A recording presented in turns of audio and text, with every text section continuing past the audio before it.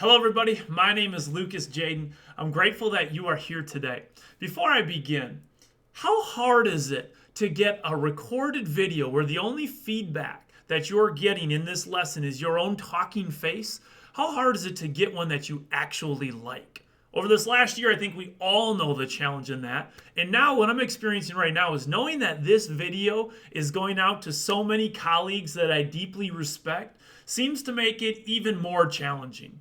But I need to get out of here before the sun sets, and it feels like it's my millionth take of this video, and so I'm just going to roll with it, and I hope that you can bear with me.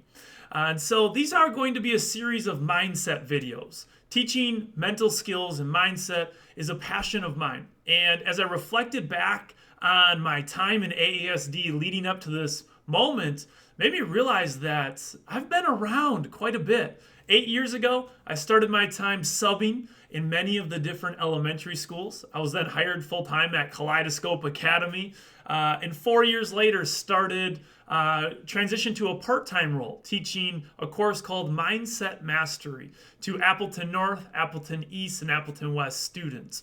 That's where I am today, and I also get to teach these skills privately to many people who would be considered world-class in their industry. And what I've learned in that time is that comparatively, to be a great teacher requires a ridiculous amount of patience, almost an unfair amount of care, a ridiculous amount of just being willing to stick to it, stuff that most people in any other industry would just be blown away by, that only teachers can relate to.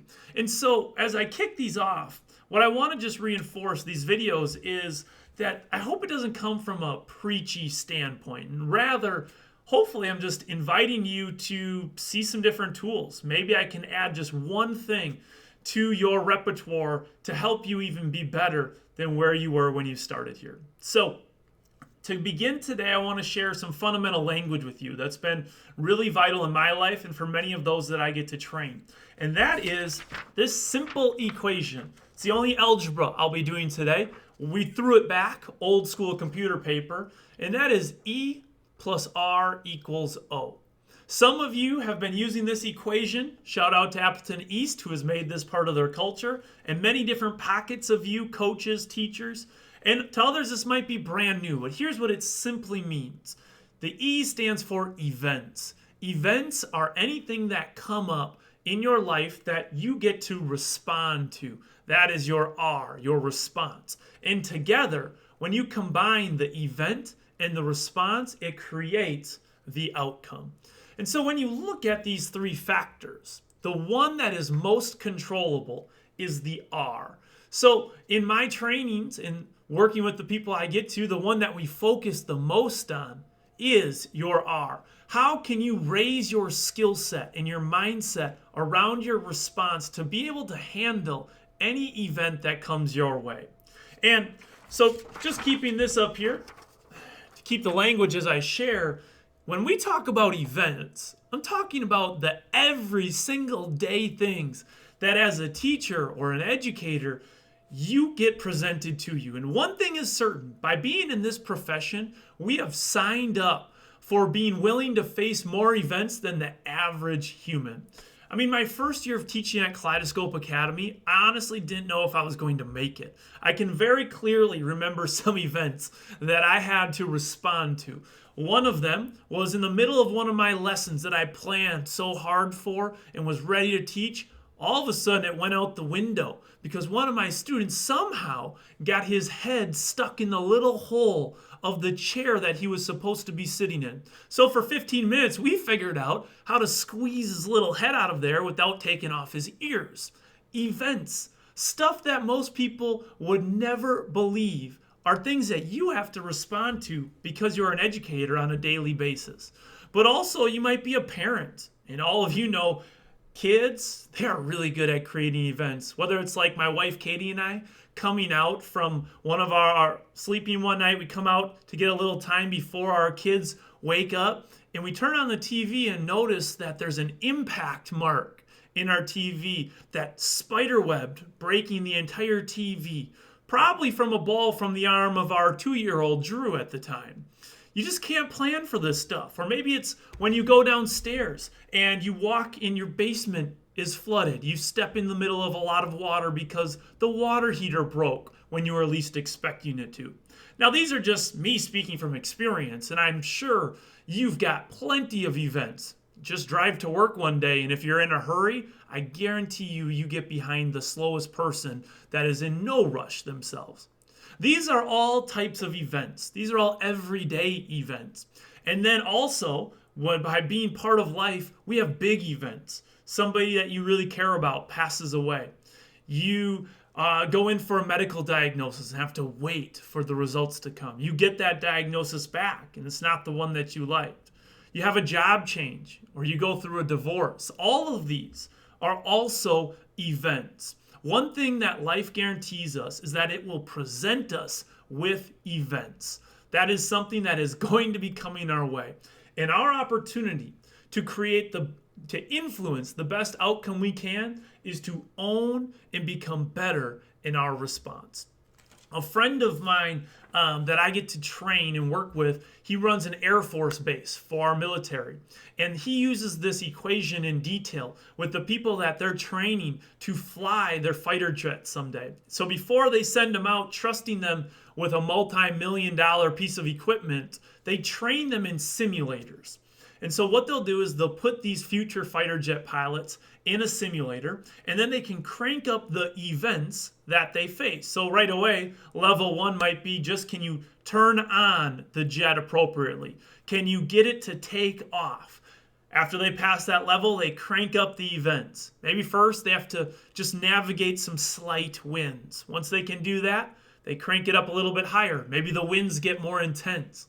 When they pass that level, crank it up a little bit higher in the simulator. Now maybe an engine goes out. They crank it up, maybe their co-pilot goes down, or they fall under enemy fire. And they crank it up, up, up, until that pilot reaches a point that they call OBE'd.